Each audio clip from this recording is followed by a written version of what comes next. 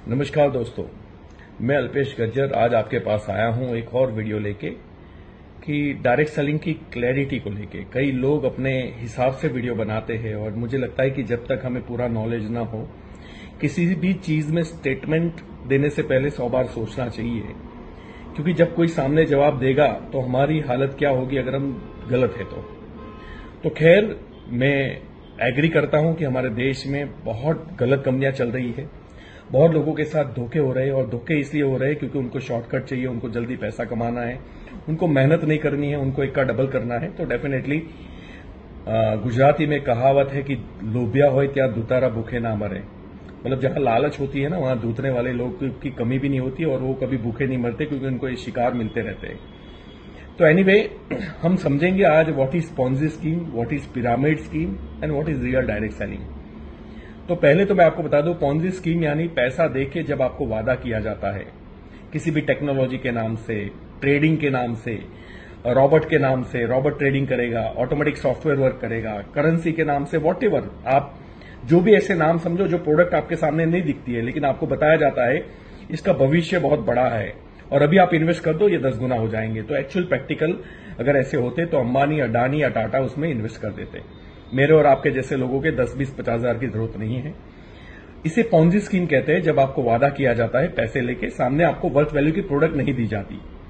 तो कब ये पॉन्जी स्कीम नहीं मानी जाएगी? जब इंश्योरेंस है, म्यूचुअल फंड है जो IRDA के अंडर में है, जब बैंक की FDs है, फिक्स डिपोजिट जिसे हम बोलते हैं, बैंक में आप निवेश करते हो, उसे बोलते हैं। RBI के अंडर में निगरानी है। और तीसरा है स्टॉक मार्केट, जहां शेयर मार्केट आपको शेयर्स मिलते हैं किसी कंपनी के और वो कंपनी सेबी के थ्रू वेरीफाई हो चुकी है और आप उसमें इन्वेस्ट कर सकते हो बिकॉज सेबी ने बोला है भैया ये कंपनी ऑलरेडी है। और सेबी कौन है? वो एक गवर्नमेंट बॉडी है और वो बताती है कि भैया ये इसमें आपको शेयर लेना है तो लीजिए, अगर इसका प्रॉफिट होगा आपको प्रॉफिट का शेयर मिलेगा, अगर नुकसान होगा तो आपका शेयर का रेट नीचे जाएगा, यानी आपको नुकसान में भी भागीदारी लेनी पड़ेगी। ये है स्टॉक मार्केट। लेकिन इसके अलावा अगर कोई आपके पास आता है जो सेबी में, RBI में या फिर IRDA में रजिस्टर्ड नहीं है तो फिर वो फ्रॉड है, समझ लीजिए। मेरी नजर में तो फ्रॉड है क्योंकि गवर्नमेंट उसमें कोई प्रोटेक्शन नहीं देगी आपके पैसे को और डेफिनेटली फिर आपको जाना पड़ेगा। मेरे साथ चीटिंग हुआ, फिर फ्रॉड केस, ये केस, लालच वाला केस, हर सारी कलम लगेगी। कंपनी के ऊपर भी PCMC एक्ट होती है, price change and money circulation act, वो भी लगेगी। तो ये है पॉन्जी स्कीम। ध्यान रखिए, इसको आप डायरेक्ट सेलिंग न बोले, इसको आप नेटवर्क मार्केटिंग न बोले। दूसरा है पिरामिड स्कीम। पिरामिड स्कीम का मतलब वहां प्रोडक्ट का टर्नओवर से कोई लेना देना नहीं होता। वहां मेरी टीम में कितने लोग जुड़ते हैं तो पर हेड मुझे पैसा मिलेगा, क्योंकि रिक्रूटमेंट का पैसा होता है। उस रिक्रूटमेंट में कई बार कुछ ऐसी प्रोडक्ट होती है जिसकी आपको जरूरत नहीं होती और कई बार ऐसी प्रोडक्ट होती है जिसके दाम 4-5 गुना होते हैं और आपके ही पैसे आपको लौटा के बांटे जाते हैं। और इसमें रिक्रूटमेंट पे ये बिजनेस चलता है, यानी कि मैंने आज 2 लोगों को रिक्रूट किया, 2 ने 4 को किया, 4 ने 8 को किया, तो 15वें दिन 16वें दिन अगर पूरा देश अगर ये काम पे लग जाता है तो 140 करोड़ जनता खत्म हो जाती है। यानी जो लास्ट में आए करोड़ों लोग, उनके पैसे तो गए क्योंकि उनको पास वर्थ वैल्यू की प्रोडक्ट नहीं है या प्रोडक्ट ही नहीं है और उन्होंने इसलिए पैसे भरे थे कि उनको सपने दिखाए गए कि भैया तुम्हें आप करोड़पति बन जाओगे, घर गाड़ी ऑफिस मिलेगा, और दैट्स वाई लोग पैसे इन्वेस्ट करते हैं और वो फिर पछताते हैं क्योंकि उन्होंने जो 5,000, 10,000, 20,000, 50,000 रुपए इन्वेस्ट किए थे, अब ना तो उसकी प्रोडक्ट मिली और ना उसके नीचे कोई जुड़ने वाला है। तो इसे बोलते हैं पिरामिड स्कीम, जो लोगों के रिक्रूटमेंट के ऊपर पैसा देती है। टर्नओवर बेस नहीं होता क्योंकि जेन्युइन प्रोडक्ट भी नहीं होती, इसलिए टर्नओवर भी नहीं होता और एक आदमी उसको दोबारा खरीदने का प्रयास भी नहीं करता क्योंकि उसके काम की प्रोडक्ट ही नहीं होती। अब तीसरा होता है डायरेक्ट सेलिंग, जो मैं कर रहा हूं। उसमें टर्नओवर बेस पैसा मिलता है। मुझे 11 साल हुए हैं और मेरी जो ग्रोस इनकम है लगभग 14 to 15 करोड़ रुपीस हो चुकी है। मेरे फेसबुक अकाउंट में अल्पेश गज्जर नाम है। हर साल में इनकम टैक्स डिपार्टमेंट का 26AS पोस्ट करता हूं एवरी ईयर। तो पिछले 7 साल का टोटल लगाया तो लगभग 12 करोड़ रुपए हो रहे। ये मेरी ग्रोस इनकम है, जो IT डिपार्टमेंट से मैंने स्क्रीनशॉट लिया है। 26AS बोलते हैं उस फॉर्म को। अब आप सोचिए, मुझे पैसा मिला, लोगों को लगता है ये मुझे रिक्रूट करने के, मैं लोगों को लाता हूं इसलिए पैसे मिलते हैं। भाई साहब, 1 रुपया नहीं मिलता मुझे लोगों को लाने का। जब तक वो अपने मनपसंद की प्रोडक्ट नहीं खरीदते, उसका टर्नओवर नहीं होता, उसमें से 2 पैसे मुझे मिलते हैं। 2 पैसे क्यों बोल रहा हूं?